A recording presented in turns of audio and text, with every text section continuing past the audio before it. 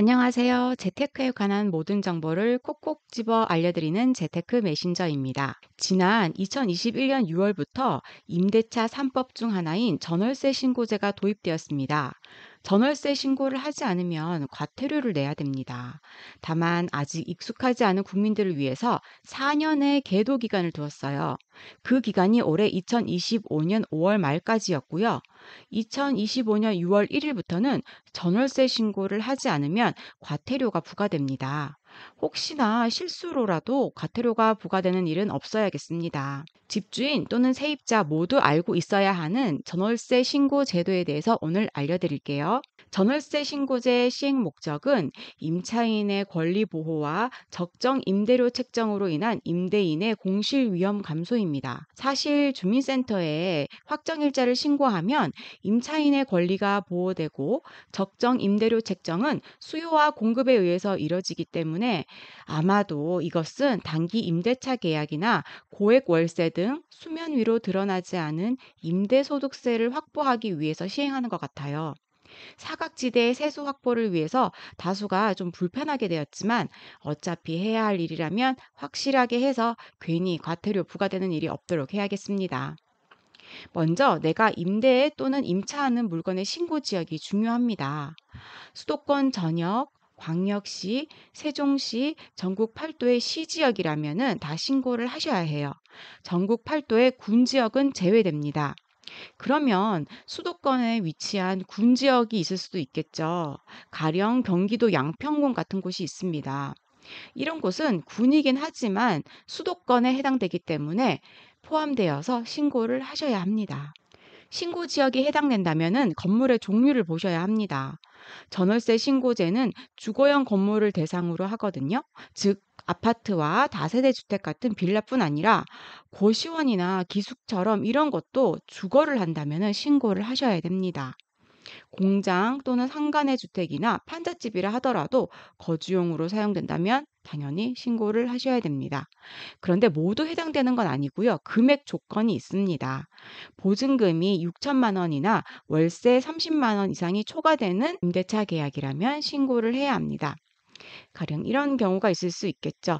보증금이 5천만 원이고 월세가 40만 원이다. 그럼 신고를 해야 할까요? 보증금은 6천만 원보다 이하지만 월세는 30만 원을 초과하는 40만 원이기 때문에 신고를 하셔야 합니다.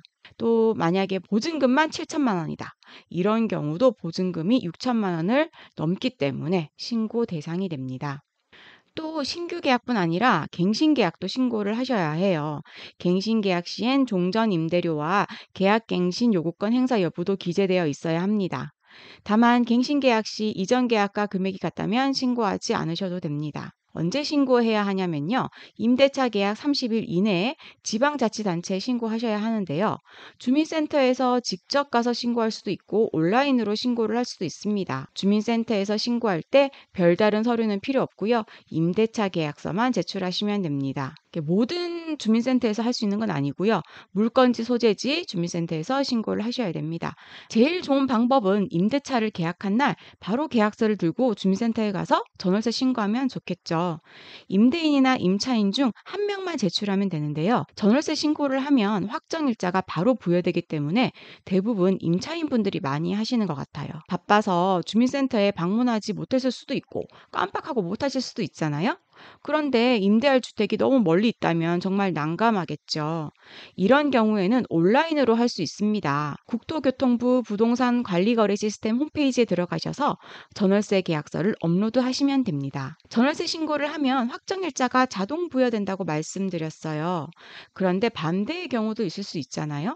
확정일자를 받으려고 전입신고부터 하는 경우가 있을 수도 있습니다. 이런 경우에도 확정일자와 동시에 전월세 신고가 된 것으로 간주됩니다. 전월세 신고를 하지 않으면 2만 원에서 100만 원의 과태료가 부과됩니다. 원래는 최소 금액이 4만 원이었는데요.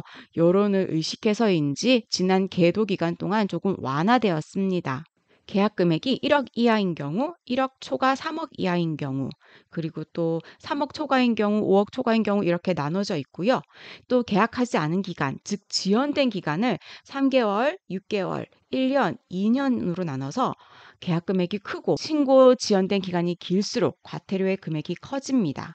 허위로 신고하면 100만 원을 내야 합니다. 내가 전월세 신고를 했던가? 하고 헷갈린다면요. 아까 말씀드린 국토교통부 부동산 관리거래 시스템 홈페이지에 접속하셔서 주택 임대차 계약 신고 이력 조회를 통해 그 내역을 알 수 있습니다. 아까 제가 물건 소재지 주민센터에서 신고를 한다고 말씀드렸잖아요. 그러니까 이 검색하실 때도 꼭 물건 소재지 행정동으로 클릭을 하셔서 검색을 하시면 됩니다. 이 사항을 잘 기억해 두셨다가요. 전월세 신고를 꼭 하셔서 과태료를 부과받는 일이 없도록 하시면 좋겠습니다.